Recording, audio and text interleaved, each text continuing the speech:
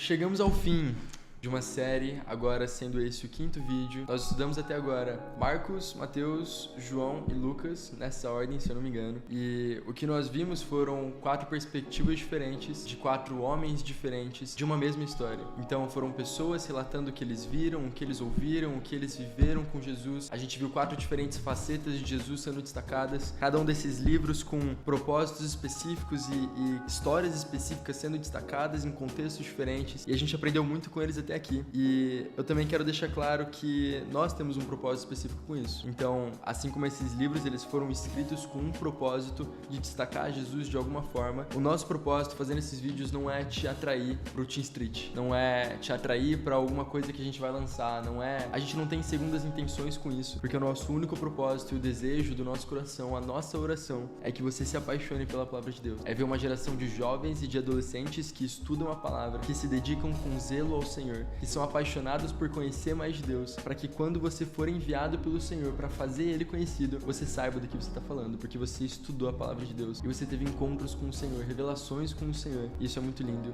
E é isso que a gente quer com esses vídeos. Agora sobre o livro de Atos, que é o que nós vamos estudar hoje. O livro de Atos, ele é um dos livros que mais constrange o meu coração. Por quê? Eu gosto de enxergar esse livro como se ele fosse um espelho, como se ele fosse um reflexo. Então eu pego esse livro, eu leio como era o estilo de vida dos discípulos de Jesus, eu vejo como eram as histórias que eles viveram, quais eram os testemunhos que eles tinham para contar, como o Espírito Santo direcionava eles para fazerem as coisas, e eu me comparo com ele. Não no sentido de comparação, tipo, eu devia fazer alguma coisa, eu não tô, mas no sentido, tipo, é assim que se parece uma vida de intimidade com o Espírito Santo. É assim que se parece uma vida de discípulos devotos ao Senhor.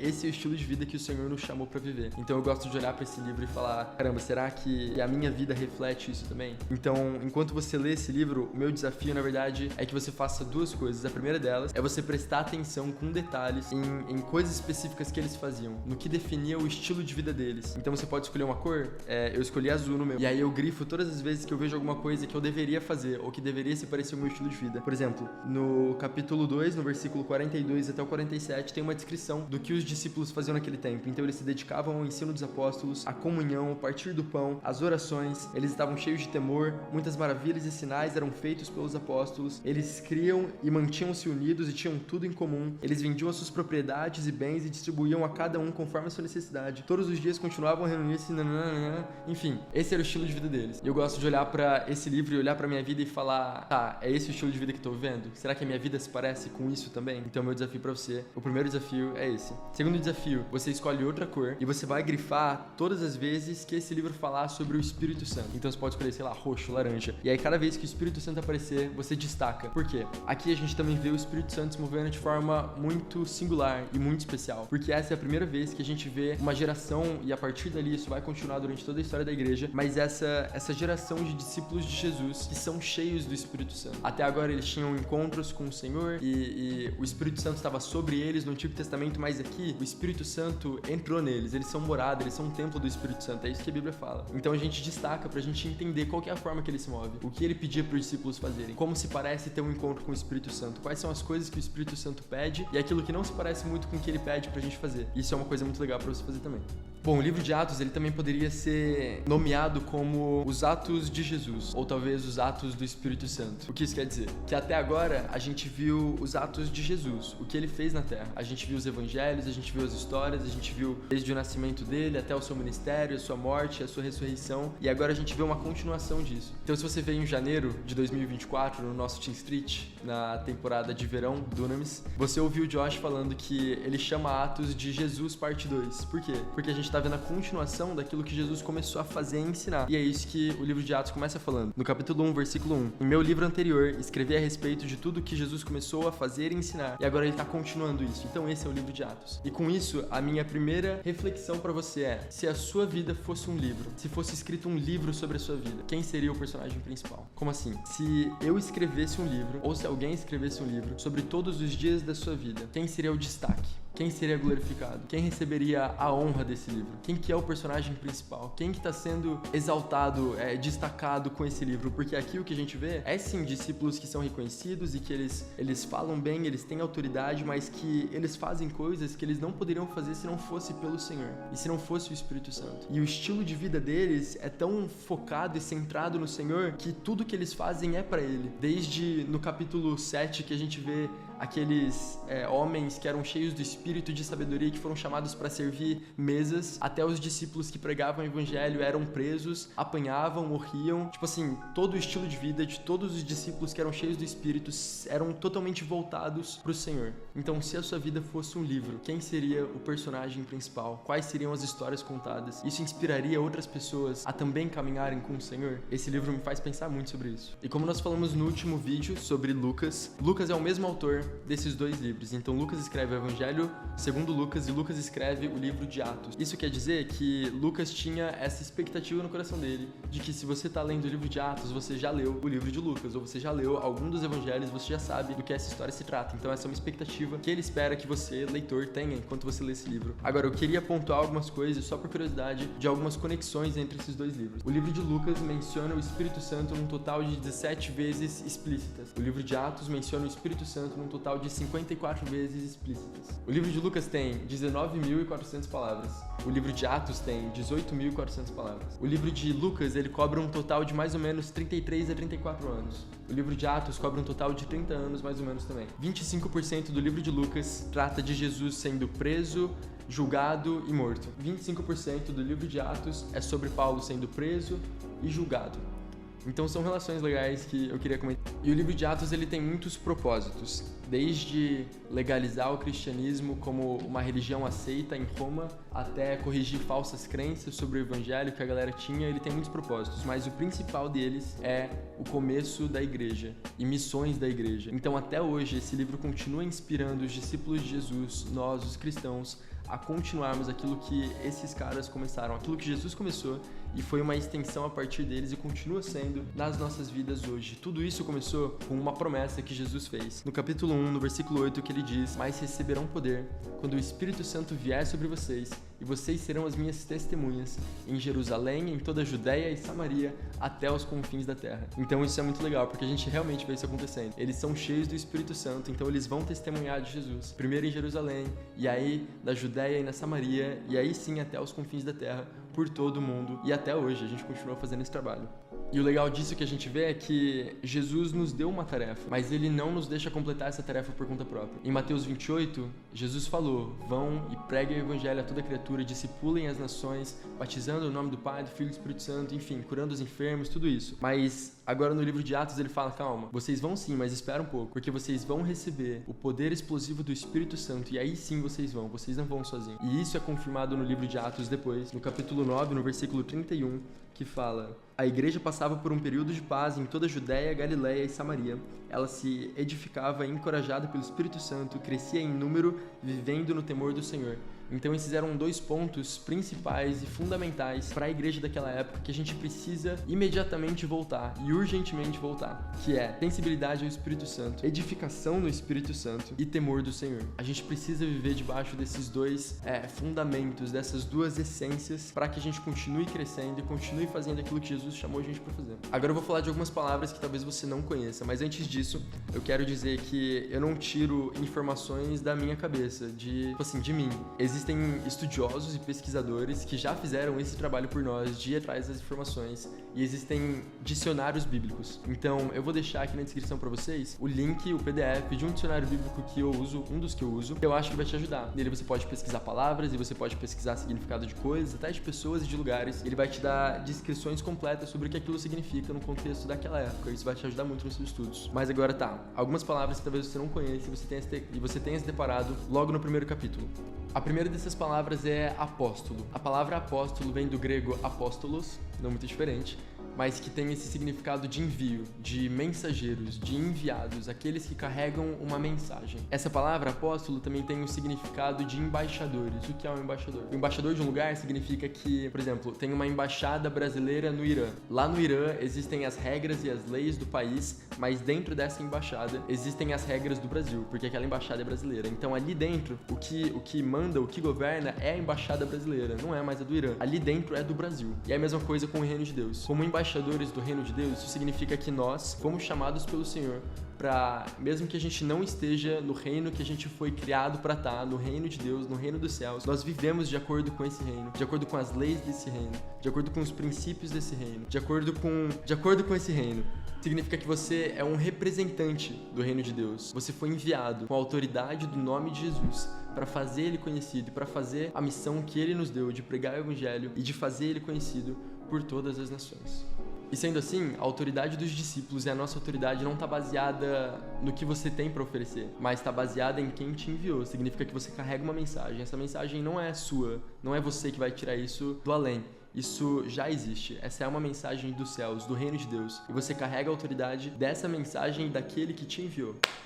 Próxima palavra, no capítulo 2, que você vai encontrar Pentecoste. Eu não sei se você sabe o que é Pentecoste, talvez você já tenha cantado músicas que falam a palavra Pentecoste sem saber o que isso significa. Mas Pentecoste significa 50º.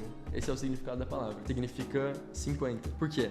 No Antigo Testamento, no livro de Êxodo, a gente tem um momento em que o povo de Israel estava preso no Egito, eles eram escravos no Egito. E Deus levanta Moisés para libertar esse povo, e essa libertação, esse momento que o povo de Israel é libertado do Egito, é o dia que a gente conhece como Páscoa. Isso mesmo, a Páscoa que a gente celebra hoje. Foi esse momento em que o povo de Israel foi liberto do Egito. Depois disso, passaram-se 50 dias, até que o povo de Israel chegou na montanha que o Senhor tinha chamado eles para irem, no Monte Sinai. E aí Moisés sobe nesse monte, e lá em cima ele recebe de Deus as leis, os mandamentos, aquilo que a gente tem no Antigo Testamento, no Pentateuco, os primeiros 5 livros da Bíblia, foram dados por Deus a Moisés nessa montanha. E agora o que a gente está vendo aqui? Jesus morreu na Páscoa, nessa data em que o povo tinha sido liberto do Egito, da escravidão, para liberdade com Deus, para a Terra Prometida. E o que isso significa? Significa que quando Jesus morreu na cruz, nós fomos libertos do pecado, e é esse movimento de Deus tirando a gente da escravidão do pecado, da escravidão do mundo, daquilo que a gente vivia, e levando a gente para uma liberdade com Ele, para nossa Terra Prometida, que é Jesus. E agora passam-se 50 dias desde que aquele dia aconteceu, desde a Páscoa, de quando Jesus morreu e ressuscitou, e agora a gente tá no Pentecoste, 50 dias depois, entendeu? 50º.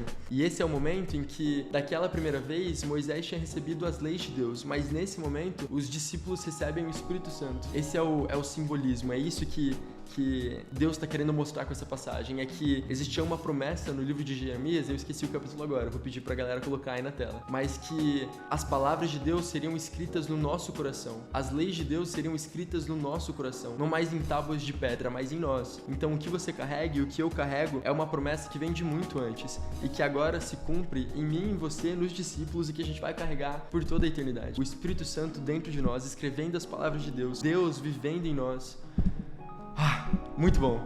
Próxima palavra, testemunha. A palavra testemunha no capítulo 1, versículo 8, mas depois ela continua se repetindo algumas vezes, significa mártire. Ela na verdade vem da palavra grega martus, mas ela significa mártire. Significa aquele que ouviu e viu uma verdade e agora carrega ela com a sua vida e com a sua morte. Significa que os discípulos agora, eles foram chamados por Deus, e isso é muito legal, porque o que ele fala no capítulo 1, versículo 8 que a gente leu, eles são cheios do Espírito Santo, eles recebem o poder do Espírito Santo para que eles sejam testemunhas. Então, em outras palavras, você vai ser cheio do Espírito Santo para que você morra. É isso que Deus está querendo dizer. Você tá sendo cheio do Espírito para que você seja uma testemunha viva, mas também disposto a morrer por aquilo que você está falando. O primeiro mártir que a gente vê se oficializando aqui no livro de Atos está no capítulo 7.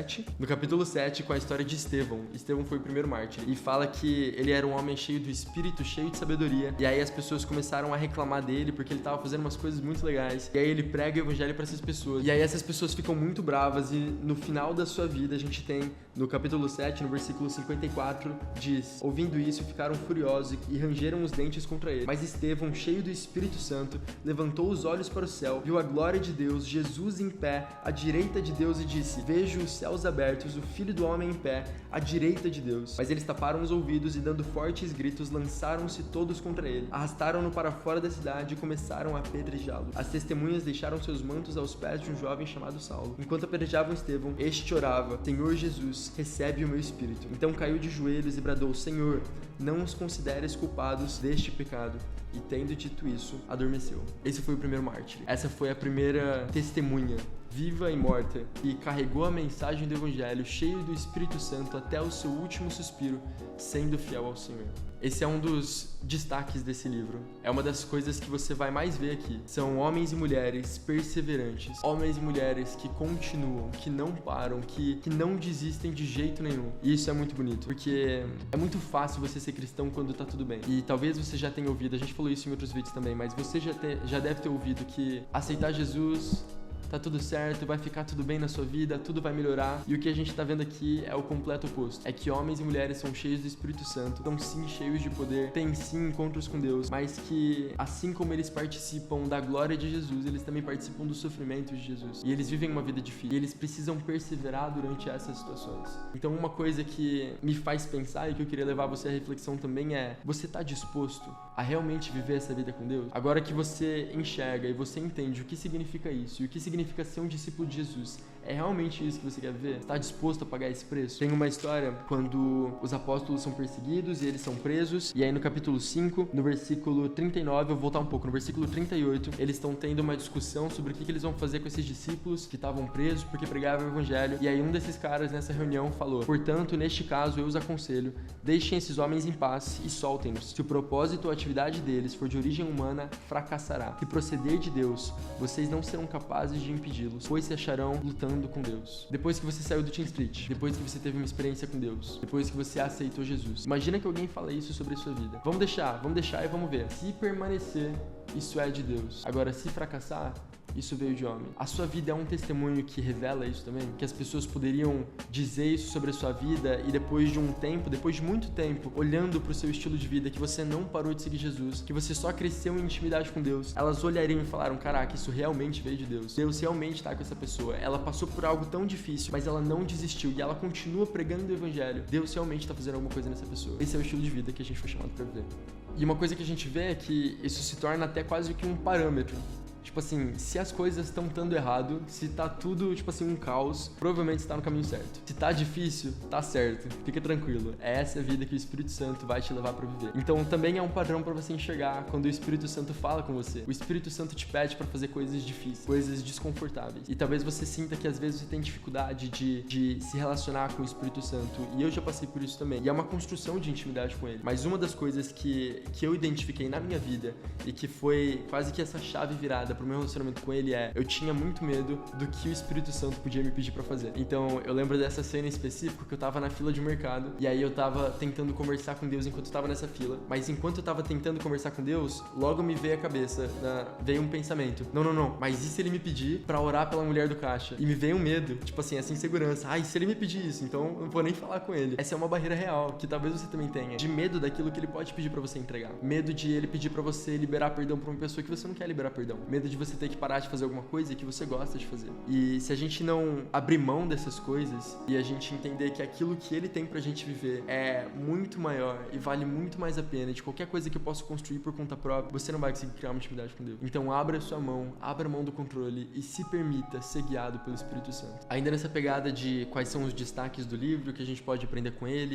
e com aquele pensamento que eu falei no começo, da gente enxergar como um reflexo do que eu preciso viver hoje, uma das coisas muito legais desse livro é que talvez você já tenha tido a curiosidade de saber como se prega. Então, como que eu monto uma pregação? Como que eu prego o evangelho? Como que eu falo de Jesus? Como que eu faço evangelismo? Eu não sei como fazer. E aqui você tem praticamente um manual. Você tem descrições completas de discursos completos sobre o que esses homens falavam, sobre o que Estevão falava, o que Paulo falava, o que Pedro falava. A gente tem isso aqui, então isso é muito legal. E uma das mensagens principais que você vai encontrar nesse livro, nessas mensagens, nessas pregações é: arrependam-se. Então, na verdade, isso vem desde os profetas do Antigo Testamento, e aí isso continua com João Batista, isso continua com Jesus, isso continua com os discípulos, isso deveria continuar com a gente hoje, mensagem é: arrependam-se. Essa é a mensagem principal de quando eles pregam o evangelho. Agora, o porquê isso é difícil? Porque na nossa mentalidade, a gente acha que a gente tem que quase que vender um produto. Então a gente faz todo um marketing, a gente faz toda uma propaganda. Não, Jesus é isso e tal, e é amor, e tananã, e a gente esquece que existe uma mensagem central, que Jesus sempre pregou, que os discípulos sempre pregaram. Eles não tinham medo da pessoa rejeitar.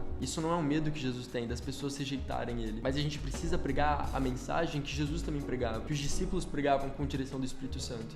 E essa mensagem é arrependimento, é mudança de vida, é mudança de direção, é um estilo de vida completamente diferente do que o mundo está vivendo hoje. Isso é algo que eu tenho que me policiar às vezes também, porque é muito fácil a gente pregar o evangelho que é agradável a todo mundo, mas é difícil a gente falar, olhar no olho da pessoa e falar: cara, você precisa mudar de vida, você está vivendo tudo errado, você está fazendo errado. Isso é difícil de fazer, mas é essa mensagem que o Senhor nos chama para pregar. E o porquê isso é legal? Porque o que a Bíblia fala é que isso é papel do Espírito Santo. É o Espírito Santo que convence o coração das pessoas do pecado delas, não sou eu. Então quando eu falo que alguém tem que mudar de vida e essa pessoa recebe isso como verdade e ela decide mudar de vida verdadeiramente, ela decide receber Jesus no coração dela e decide negar o que ela tá vivendo hoje, isso não seria possível pela minha própria força ou pela minha própria habilidade. Isso veio do Espírito Santo. E você fazendo isso, você se colocando nesse lugar, você sendo ousado com essas palavras, você vai ver o Espírito Santo agindo através da sua vida, como os discípulos também viam. E isso não significa que é fácil. Nunca é fácil. O que esses discípulos, o que Paulo também deixa muito claro pra gente é que a pregação do evangelho demanda esforço. Os discípulos viajavam semanas, dias, para que o evangelho fosse pregado em outra cidade. Eles iam pro deserto, eles seguiam a direção do Espírito Santo para onde ele chamava eles faziam coisas loucas e absurdas que demandavam esforço para que o evangelho fosse pregado. Então não é fácil. Ou seja, isso não vai acontecer assim, do dia pra noite. Não vai, do nada, alguém vai chegar em você. Pode ser que aconteça, já aconteceu comigo também. Alguém chegar em você e falar: ah, fala de Jesus pra mim. Você precisa ir atrás, você precisa dar esse passo, você precisa tomar a iniciativa. Isso é algo ativo e difícil de fazer, mas necessário. E algo que eu quero destacar, talvez esteja repetitivo, mas essa realmente é a mensagem central do livro de Atos, é: você não precisa de um direcionamento novo para pregar o evangelho. O Espírito Santo vai se guiar, eu acredito nisso. Você vai ter um relacionamento com ele, ele vai te dar palavras específicas, vai fazer coisas loucas através de você, e eu tô empolgado para ouvir esses testemunhos, mas você não precisa de outra direção para pregar o evangelho. Você não tem que esperar o Espírito Santo incomodar o seu coração sobre a vida do seu amigo para você falar de Jesus para ele. Por quê? Porque essa é uma coisa que Jesus já falou em Marcos 16, em Mateus 28, vão e preguem o evangelho, anunciem as boas novas a toda criatura.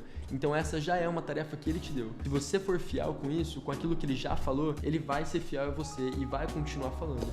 Então seja fiel com as coisas de Deus, pregue o evangelho e crie uma história de lindos testemunhos sobre aquilo que Deus vai fazer através da sua vida. O último ponto que eu queria destacar com vocês é sobre Paulo, que na verdade inclui uns subpontos dentro disso. Mas a conversão de Paulo é uma história muito legal e você precisa ler ela no capítulo 9 do livro de Atos. E uma coisa legal é que assim, Paulo, que até no momento o nome dele era Saulo, que mudou o nome por causa de questão de cultura, de o que faria mais sentido para diferentes pessoas, enfim, nada muito espiritual. Ele tem um encontro com Jesus, mas antes disso, ele era, tipo assim, um dos maiores perseguidores de cristãos da história. Ele ia de casa em casa, ele prendia homens e mulheres, e ele fala isso, tipo assim, ele era um cara radical, que tentava acabar com aquilo que estava acontecendo. Mas agora ele tem um encontro com Jesus. E olha que legal que fala, no capítulo 9, no versículo 4, ele caiu por terra e ouviu uma voz que lhe dizia: Saulo, Saulo, por que você me persegue? Saulo perguntou: quem és tu, Senhor? Ele respondeu: eu sou Jesus, a quem você persegue. Então, presta atenção, Jesus estava morto. Morto não, volta. Jesus não estava morto, ele ressuscitou. Amém? Jesus não estava na terra. Jesus já tinha morrido, ressuscitado e subido aos céus. Paulo, não estava seguindo Jesus, ele estava perseguindo cristãos. Mas o que Jesus está trazendo essa clareza para Paulo, que depois a gente vê ele escrevendo nas suas cartas, esse entendimento depois os discípulos, os cristãos, são uma extensão de Cristo. Paulo descreve isso mais para frente como o corpo de Cristo. Isso significa que enquanto Saulo perseguia os cristãos, ele perseguia Cristo também, porque nós somos uma extensão do seu corpo. E isso é muito bonito. Agora, outra coisa na história de Paulo que a gente pode destacar é que a mesma radicalidade, se não mais, que ele tinha quando ele perseguia cristãos, ele continua tendo agora que ele é um cristão pra Jesus e pra pregar o evangelho. Porque uma coisa que eu vejo muito acontecendo o cara era, tipo assim, loucão na vida dele do mundo. Fazia tudo de errado, era, tipo assim, o cara mais ousado, fazia um monte de cagada, mas, tipo assim, tava nem aí pra nada, gritava mesmo, falava tudo. Era esse cara, o extrovertido. E ele aceitou Jesus e o cara virou, tipo assim, um Zé Ruela, virou um sem sal, virou um sem graça. O cara não fala nada, o cara não faz nada, o cara fica sentado, tímido pra caramba, tipo assim, onde tá a ousadia que ele tinha quando ele não tinha Jesus? Agora ele não só tem Jesus, como ele tem o Espírito Santo, Deus habitando dentro dele, ele poderia fazer aquilo e muito mais, com muito mais extravagância. Cadê esse cara? Então, a gente precisa viver uma vida de radicalidade pro Senhor e com o Senhor muito maior do que a gente via quando a gente não tinha ele. Talvez você consiga enxergar na sua vida antes e depois de Jesus. Talvez tenha esse ponto de divisão do momento que você aceitou Jesus, esse antes e esse depois. Você tem que fazer essa comparação. Como eu vivi a minha vida antes de ter Jesus? E agora, como que eu vivo a minha vida depois de ter Jesus? Eu tô vivendo com mais intensidade, com mais ousadia, com mais radicalidade? Eu tô falando as coisas sem me importar com o que os outros pensam? Agora que eu tenho o Espírito Santo? Eu tô fazendo, tipo assim... Entende o que eu tô falando? Essa intensidade que Paulo tinha e que a gente precisa ter também? Entende? Por favor. No nome de Jesus. Estamos chegando no final desse vídeo e como você percebeu, de novo, eu espero que você tenha entendido isso ao longo de todos esses vídeos, a gente não tá passando capítulo por capítulo. A gente tá entendendo quais são os principais temas, os temas mais frequentes, o que é destacado nesse livro, o coração. A gente tá fazendo isso com o livro de Atos. Então você vai procurar outros vídeos depois daqui e você vai fazer um estudo bíblico mais profundo de cada capítulo para você realmente entender o contexto histórico da época e todas essas coisas que também são importantes de saber. Mas tá, voltando aqui. Pra gente acabar o vídeo, que é muito legal, é que Atos tem 28 capítulos. Isso, 28 capítulos. E ele meio que acaba sem final. Isso é curioso. Tipo, a gente não sabe o que aconteceu com Paulo. O livro tá acabando e Paulo tá sendo julgado e a gente não sabe quando ele morreu, como ele morreu. A gente não tem essas informações. Porque os últimos versículos são no 30. Por 2 anos inteiros, Paulo permaneceu na casa que havia alugado e recebia todos os que iam vê-lo, isso ele estava preso. Pregava o evangelho de Deus e ensinava a respeito do Senhor Jesus Cristo abertamente e sem impedimento algum. E aqui o livro acaba. A gente não sabe o que aconteceu. Tipo, não é como se tivesse um finalzinho da história, sabe? Igual quando Jesus morreu e ressuscitou. Tipo, a gente tem uma conclusão da história, aqui a gente não tem. Por quê? Nada pode parar o evangelho. E essa história continua. O livro continua. Sendo escrito por mim, por você e pela igreja de Cristo. A gente é a continuação desse livro. E aí volta para aquela reflexão que eu trouxe no começo. Se a gente escrevesse um livro da sua vida, daria para colocar aqui do lado e falar, olha isso. Dá pra conectar. Tipo, é uma continuação. Faz sentido. Tá batendo as histórias. Esse cara também é movido pelo Espírito Santo. Você consegue ver isso na sua vida? E eu quero acabar com você pensando que a gente não sabe qual é a consequência de você pregar o evangelho para uma pessoa. Esses discípulos, eles não sabiam o tamanho daquilo que eles estavam fazendo. Eles não sabiam que depois de milhares e milhares de anos, de geração após geração, que não só os filhos, não só os netos, mas até a gente hoje, esse livro, essas histórias continuariam impactando o que a gente vive. Eles não sabiam que teria esse impacto. E você não sabe qual é o impacto que a sua pregação do evangelho vai ter. Pode ser que você pregue o evangelho para uma pessoa hoje e isso vai mudar totalmente o rumo da história dessa pessoa, da família dela, de geração após geração. E você pode fazer parte disso. Então, existe essa empolgação de, tipo assim, a história pode ser mudada. Quando homens e mulheres se levantam, se posicionam diante do Senhor, como mártires, como testemunhas que estão dispostas a viver e a morrer, com ousadia, com coragem, com autoridade no nome de Jesus, cheios do Espírito Santo e pregam o Evangelho e as coisas conseguem mudar. As realidades mudam, as pessoas mudam, as famílias mudam, o futuro muda. Esse é o poder que a sua pregação do Evangelho tem, que o Espírito Santo vai ter através de você. Então você é chamado para continuar essa história. E eu espero que a leitura desse livro te inspire a fazer isso mais. Te constranja, te confronte, assim como faz comigo toda vez que eu leio ele. E é isso. Então, acabamos essa nossa série de 4 vídeos de evangelhos, mais um vídeo de Atos sobre esse estudo, na expectativa que você continue estudando por conta própria. E o meu desafio pra você, aí ó, fica o desafio, hein? Depois que você assistir esse vídeo, a sua tarefa é perguntar pro Espírito Santo, como eu posso te servir hoje? Pra quem eu posso pregar o evangelho hoje? E você vai pregar o evangelho pra pelo menos uma pessoa até o final dessa semana, combinado? Eu vou confiar que você vai fazer isso. Se inscreva no nosso canal, nunca falei isso, você é nova. Se inscreva no canal, tô aprendendo. Dê um like no vídeo, curte aí e continua acompanhando o que a gente tá postando e, enfim, sei lá, te vejo no Team Spirit.